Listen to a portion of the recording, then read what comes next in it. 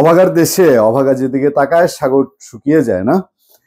আমাদের এই অভাগার দেশ এবং আমরাও অভাগা মানুষ। আর কত কি বলবো, ছাগলকাণ্ডের কথা মনে আছে আপনাদেরকে?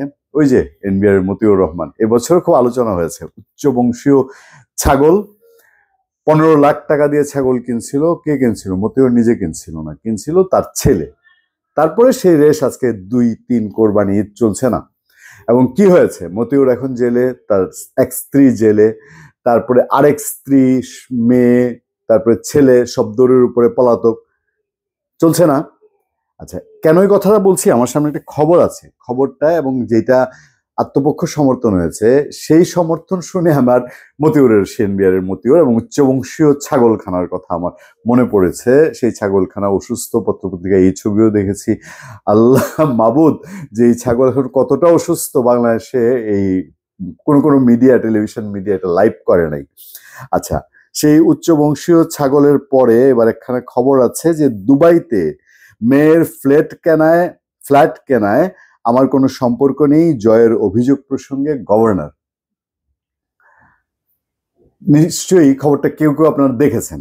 খবরটা হচ্ছে এরকম যে বাংলাদেশ ব্যাংকের গভর্নর আহসান এইচ মনসুর তার মেয়ে মেহরিন সারা মনসুরকে দুবাইতে 45 কোটি টাকার সম্পত্তি কিনে দেননি বলে জানিয়েছেন।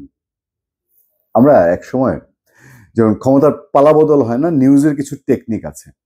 নিউজের টেকনিক হলো, ধরেন আওয়ামী লীগ ক্ষমতায় বা আওয়ামী লীগ সামনে ক্ষমতায় আসবে, আমরা আওয়ামী লীগের দালাল, আমি দালাল সাংবাদিক যখন রিপোর্ট করতাম তখন আওয়ামী লীগের সান্ডা পান্ডারা, ছাত্রলীগের সান্ডা পান্ডারা যখন বিএনপির কাউকে মারতো না, আমরা ওই মারার রিপোর্টটা করতাম না, মানে মারার রিপোর্টটা খেয়ে ফেলতাম, কারণ আমি তো দালাল, খেয়ে ফেলতাম, হজম করে ফেলতাম। কিন্তু রিপোর্টটা কোনটা করতাম জানেন?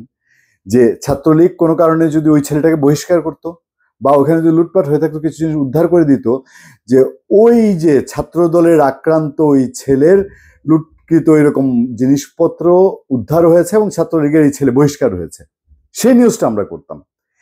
এইটা বিএনপির আমলেও, আমি যখন 2001-এ ইউনিভার্সিটি ছাড়ি তখনও বিএনপি ছাত্র দলের ছেলে পেয়ে জাহাঙ্গীরনগর ইউনিভার্সিটিতে যখন ছাত্রলীগের কিছু লোকজনকে এরকম করে, কিছু সাংবাদিকও এখন আছে টেলিভিশনে যাদের উপরে তখন হানা হয়েছিল, তখন ওই আক্রমণের নিউজটা করা হতো না।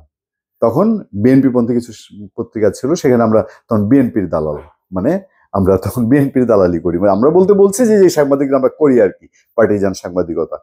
তো তখন আমরা ছাত্রদলের ছেলে পেলে ছাত্রলীগকে মেরেছে এই নিউজটা করতাম না, কিন্তু ধরেন ক্যামেরা নিয়ে নিয়েছিল, মোবাইল নিয়ে নিয়েছিল, সেইটা হয়েছে এবং ছাত্রদলের ছেলেটাকে সাময়িক বহিষ্কার করা হয়েছে, ওই নিউজটা করতাম।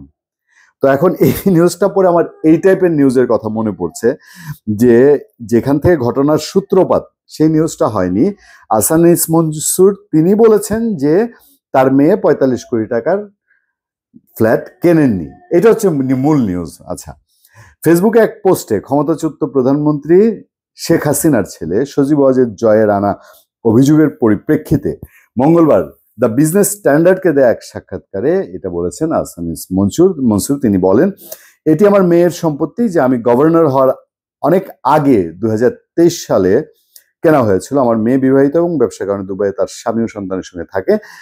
তার প্রায় 40 বছর বয়স, সে নিজে একটি বাড়ি কিনতে পারে, এর সঙ্গে আমার কোনো সম্পর্ক নেই।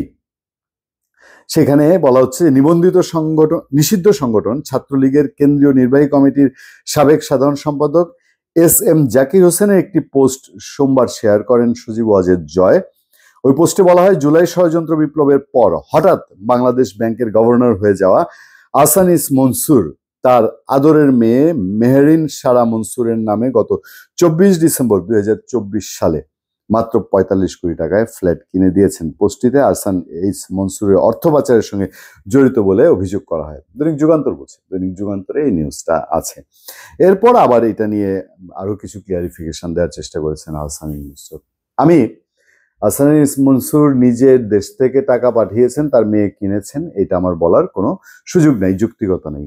কিন্তু এই ক্ষেত্রগুলাতে আরো একটু ট্রান্সপারেন্ট থাকাটা বা বাঞ্ছনীয়। যেমন আহসান এইচ মনসুরের মেয়ে কত বছর দুবাইয়ে থাকেন, কি বিজনেস করেন, তার হাজবেন্ড কি বিজনেস করেন, তিনি নিজে বিজনেস করেন কিনা, আর তার ওই কাগজপত্রে আহসান এইচ মনসুর যে পিতৃ পরিচয়টা উল্লেখ আছে বলে এইসব রিপোর্টে বলা হচ্ছে। সুতরাং এই ক্লিয়ারিফিকেশন গুলো শুরুতে থাকলে আসলে মানুষের মধ্যে, এবং এই নিউজটা যে হয়েছে, এই নিউজ হওয়ার পর যেও থাকে না, যাই হোক, সজীব-ওয়াজেদ জয়, বা যদি বলি যে নিষিদ্ধ সংগঠন ছাত্রলীগের লোকজন এটা তুলে ধরছেন, মানে তাদের দিক থেকে তাদের মতো করে কিছু একটা ঘটনা তারা পাচ্ছেন। আর আহসান এইচ মনসুর যেহেতু শক্তভাবে এটা অস্বীকার করছেন, তাহলে তার দিক থেকে আরো কিছু শক্ত যুক্তি নিশ্চয়ই আমরা আশা করতে পারি। ধন্যবাদ সবাইকে, ভালো থাকবেন, সুস্থ থাকবেন। সত্য, করুণা এবং সহনশীলতার সাথে আপনার সাথে আমি আতিক রহমান পূর্ণিয়া।